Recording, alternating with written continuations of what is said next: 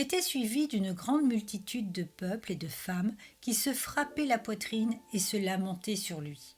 Luc chapitre 23 verset 37. Parmi la déroute de racailles qui chassa le Rédempteur vers son jugement, il y avait quelques âmes généreuses, dont la mère angoisse cherchait une issue en pleurant et qui accompagnaient ce cortège de malheur par des chants de lamentation appropriés.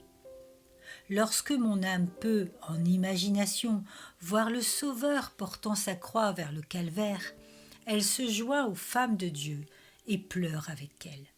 Car, bien sûr, il y a une vraie cause de chagrin, cause bien plus profonde que la douleur de ces femmes endeuillées. Elles pleuraient l'innocence maltraitée, la bonté persécutée, l'amour ensanglanté, la douceur sur le point de mourir. Mais mon cœur a une raison encore plus amère pour pleurer. Mes péchés étaient les fouets qui lacèrent ses épaules bénies et couronnèrent d'épines son front saignant. Mes péchés crièrent « Crucifie, crucifie !» et posèrent la croix sur ses épaules de grâce.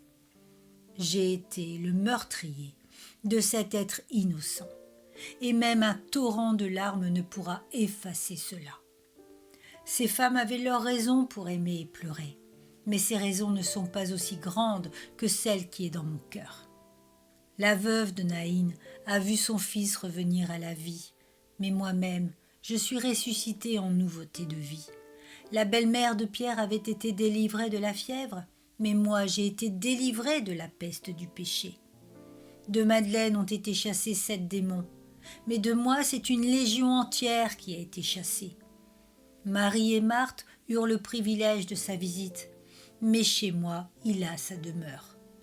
Ma dette envers lui n'est pas moindre que celle de ces saintes femmes, et je ne dois pas être en reste pour la gratitude ou le chagrin.